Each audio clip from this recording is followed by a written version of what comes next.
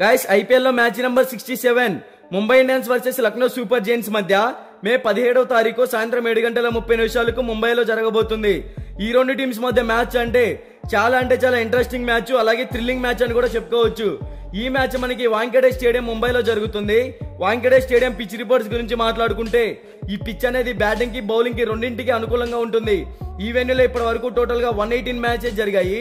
అందులో first batting తీసుకున్న team 49% అయితే విన్ అయింది, సెకండ్ బ్యాటింగ్ తీసుకున్న టీం 50% అయితే విన్ అయింది. సో ఇక్కడ మనం అర్థం చేసుకుంటే టాస్ గెలిచిన టీం ముందుగా బ్యాటింగ్ తీసుకున్న బౌలింగ్ తీసుకున్న 100% ఎఫర్ట్స్ పెడితేనే విన్ అయ్యే ఛాన్సెస్ క్రియేట్ చేసుకోవచ్చు. ఇక్కడ average first batting score 170 runs, average second batting score 159 runs. So ముందుగా బోత్ టీమ్స్ కి సంబంధించిన హెడ్ టు హెడ్ గురించి మాట్లాడుకుంటే ఇప్పటి వరకు ఈ రెండు టీమ్స్ మధ్య టోటల్ గా 5 మ్యాచెస్ జరిగాయి.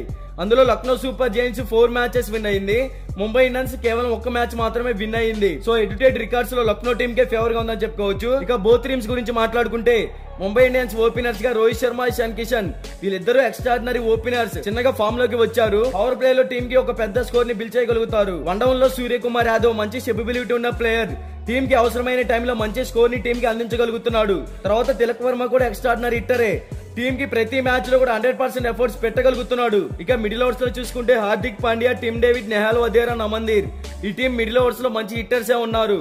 Hardik Pandya as a captain గా చాలా స్ట్రగుల్ అవుతున్నాడు. బ్యాటింగ్ పరంగా వీక్ గా ఉన్నాడు, కానీ బౌలింగ్ పరంగా వికెట్ టేకింగ్ పర్ఫార్మెన్స్ అయితే ఇవ్వగలుగుతున్నాడు టీమ్ కి. తర్వాత team David settle player, crease లో సెట్ అయితే పెద్ద స్కోర్ ని టీమ్ కి అందించగలుగుతాడు.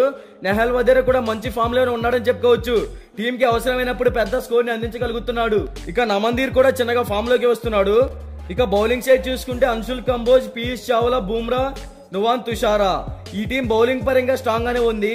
ఓవరాల్ గా ఈ టీం టాస్ గెలిచినా ఓడినా ఫస్ట్ బ్యాటింగ్ కనుక చేస్తే కంపల్సరిగా 200+ టార్గెట్ అయితే సెట్ చేయాల్సి ఉంటుంది. అప్పుడే ఈ టీం విన్ అయ్యే ఛాన్సెస్ క్రియేట్ చేసుకోవచ్చు.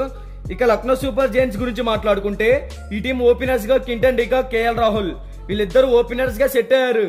గ్రీజ్ లో సెట్ అయితే పెద్ద స్కోర్ ని టీమ్ కి అందించగలుగుతారు. ఇక వన్డౌన్ లో చూసుకుంటే మార్కస్ స్టాయినిస్ సెటిల్ ప్లేయర్ మంచి ఫామ్ లోనే ఉన్నాడు.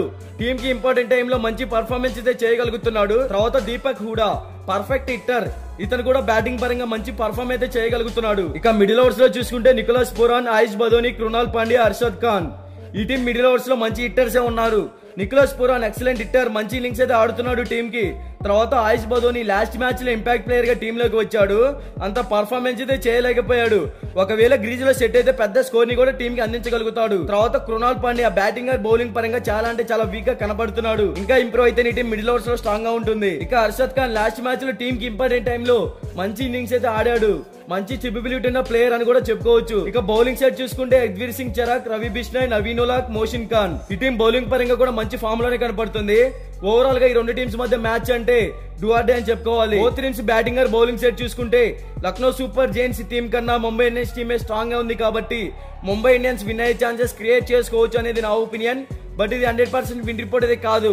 మీకు 100% విన్ రిపోర్ట్ కావాలంటే డిస్క్రిప్షన్ లో మన టెలిగ్రామ్ ఛానల్ లింక్ అయితే ఒకసారి వెళ్ళి జాయిన్ అవ్వండి. ఇక బోత్ టీమ్స్ కి సంబంధించిన ఎక్స్పెక్టెడ్ ప్లేయింగ్ 11 డిస్ప్లే మీద రన్ అవుతుంది, ఒకసారి చెక్ చేయండి.